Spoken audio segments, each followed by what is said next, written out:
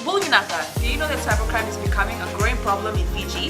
Cybercrime is defined as a crime in which a computer is the object of the crime, such as hacking and spamming. Cybercrime is also cyberbullying and using fake profiles to cause panic and spreading false news. If you're involved in this or know anyone who's committing these crimes, report them immediately. I'm Polly. And I'm Peter. We host the Traffic Jam Show on City FM. From 3 p.m. to 7 p.m. every weekday. Do the right thing. Yanavanaka and good morning, Fiji. In this bulletin, hands on deck for human rights awareness. Local exporters adapt to the new normal. And US election campaign continues. From the studios of FBC Suva, Jackie Spate. Key stakeholders have joined forces to enlighten Fijians living in the informal settlement, particularly the youths, on their rights under the Constitution. In Raiwai yesterday, some youths attended a workshop intending to raise awareness of human rights enshrined in the Fiji Constitution and international human rights. The rights of a person when detained and seeking justice top the agenda. The Fiji Human Rights and Anti-Discrimination Commission, responding to questions on alleged assault cases involving police officers, says yes, awareness has been ongoing with Fiji police and relevant authorities. In terms of a training, we try to educate to them the rights of their arrest, particularly the rights of the accused, even right to when they are in prison. You know, there are certain minimum human rights that as a country, nation, we are expected to follow. The coronavirus pandemic has prompted local exporters to diversify and innovate new products to meet the demand from the local and international markets. Investment Fiji Chief Executive Craig Strong says most exporters have conformed to the new normal to not only maintain export viability, but boost the Fijian brand in the post-COVID-19 period. He adds initiatives such as the Global Trade Expo and webinars have attracted over 50 potential markets, an approach to cushion the impacts of the pandemic among our local exporters and investors. Focusing on investment holistically, not only foreign investment but domestic investment as well. And we, in terms of one of our recovery strategies, and as that bleeds into a sustainability strategy, we see domestic investment as a critical part of that. As we look to broaden our economic base, we need to ensure that we match the current investors in Fiji, the current businesses in Fiji, who are able to grow into that space.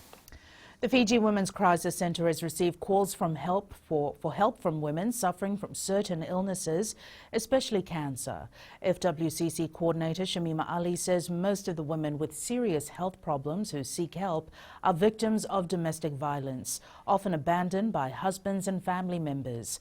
Ali says the centre tries to provide resources and financial help to women who have been helpless and affected by the deadly disease.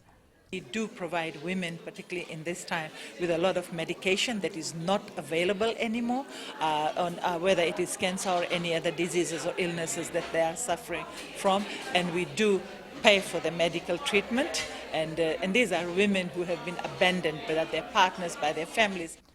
The Fiji Roads Authority contractors have raised concerns regarding the safety of their workers. FRA's acting chief executive Kamal Prasad says the contractors have highlighted that the motorists are not following the precautionary signs placed on the roads. Prasad adds the signs are placed for the safety of the contractors and the motorists as well. Prasad is calling on drivers to treat the maintenance site with respect and allow the contractors to conduct their work in a safe environment to avoid any incident.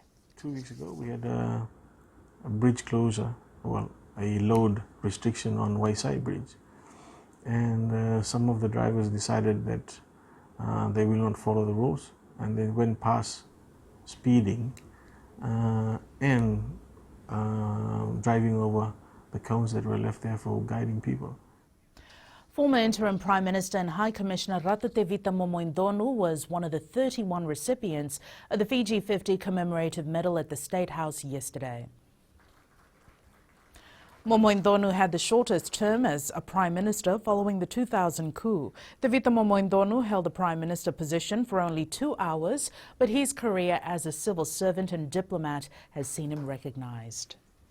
I'd like to thank the state, the sovereign state of Fiji, for recognizing my contributions to the nation in the last 50 years, especially when I was called in by His Excellency, the former President of this country, Dr. Serka Mr. Semara, on the 27th of May 2000, to be sworn in as a Prime Minister.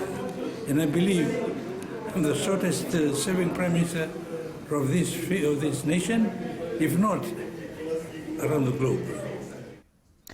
Opposition Member of Parliament Niko Nawaikula has again posted misleading statements on Facebook related to the Fijian Broadcasting Corporation. This time around, the Sadelpa MP is using the reports of the Auditor General's Office. Edwin Nunn reports. Nawaikula has taken to Facebook, claiming that the Auditor General has raised queries against the Fijian Broadcasting Corporation. In what can only be described as attempts to mislead his followers on Facebook, the opposition MP attributes misleading statements to the AOG report, which aren't contained in the original. Nawaikula claims the report is, quote, once again questioning FBC's government grant as its income, unquote. However, the original report tabled in Parliament contains no such comment or statement, nor has the report stated that any such question was raised with FBC.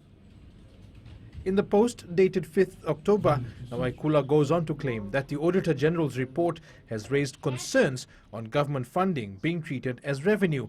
Again, there is no such statement contained in the original report itself. Auditor General Ajay Nunn told FBC News that his office does not respond publicly to such matters as they are bound to report to Parliament, and the report itself was presented to the House. Since the report was referred to the Parliamentary Committee on Public Accounts, FBC News reached out to its chair, Alvik Maharaj. According to Maharaj, the committee cannot intervene since Nawaikula did not make the comments before them during public hearings. While Nawaikula does not enjoy parliamentary privilege for statements outside of the House, it's unclear tonight whether any action can be taken for misleading statements. Questions have been sent to Nawaikula. Edwin Nand, FBC News. Looking overseas, trailing in national opinion polls, President Donald Trump again attacked U.S. election mechanics, saying it will be inappropriate to take extra time to count the tens of millions of ballots cast by mail. This as the race against Democrat Joe Biden intensifies. Up ahead, Mbati coach honoured. And tense tournament in the north.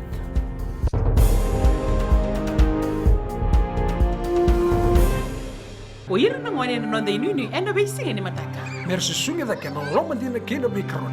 Sakena ngau na vitaro bina no na baksangai ka wala lo mataki na ngwane. Dalabina oya o meliki. Bulre oya wo Samuel Samuli.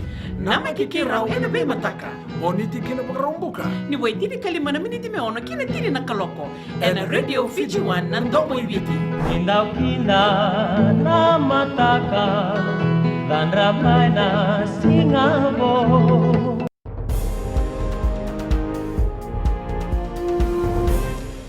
It was an emotional moment for Fiji Mbati coach Joe Rambele Ndakuitonga yesterday. The former national rep was one of the commemorative medal recipients for Fiji's 50th independence anniversary. Rambele is one of the pioneers of rugby league in the country after they introduced the sport in 1992. The Mbati coach says the sport wouldn't be where it is today without the tireless work of late FNRL chair Penny Musunamasi and Ilaitia Tangitupo. In keeping this game alive in Fiji. So, I want to acknowledge them. Like without them, I wouldn't be receiving this 50th anniversary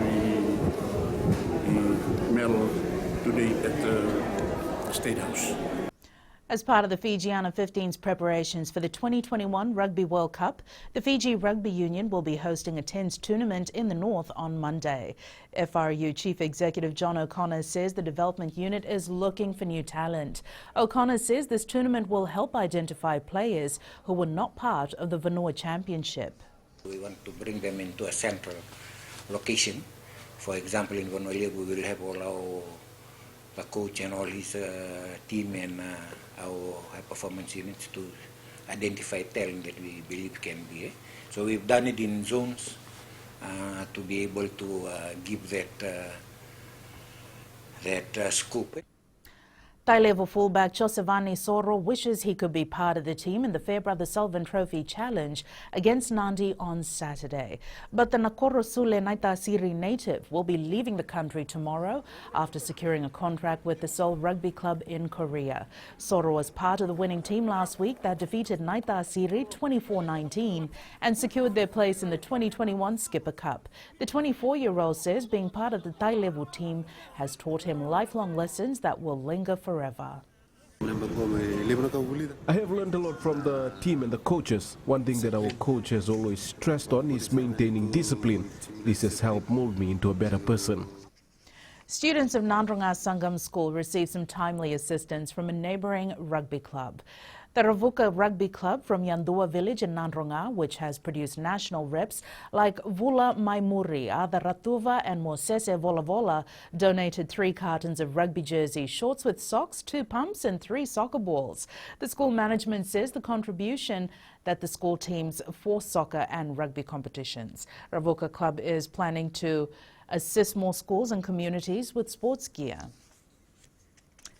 Juggling between 2 sporting codes does not come easy for dual rep Viniana Riwai. Playing both sevens rugby and football, the 28-year-old, while chasing her passion, hopes to inspire young women in sports. Riwai says she does this to remind women to break barriers in male-dominated areas. So I switched to rugby because of the talent that I have. I don't want to, I want to make use of it and let the young ones know that we can play both football and rugby.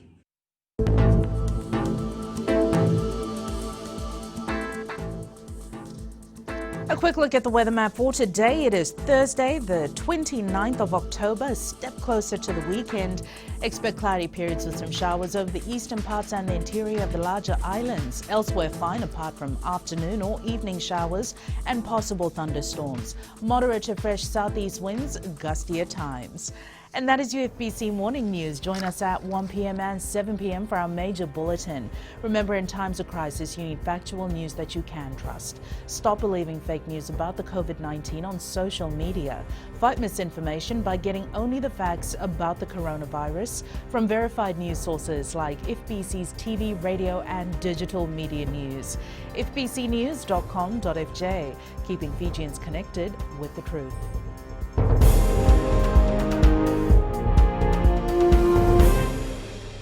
हमारे खूबसूरत देश Fiji में child abuse की घटनाएं आए दिन बढ़ रही हैं। क्यों बच्चों का मासूम बचपन अब्यूज का शिकार हो जाता है? अपने बच्चों की सुरक्षा का खास ख्याल रखें। उनसे बातचीत करें, उनके दोस्तों के बारे में जानें। आज के बच्चे देश का भविष्य है।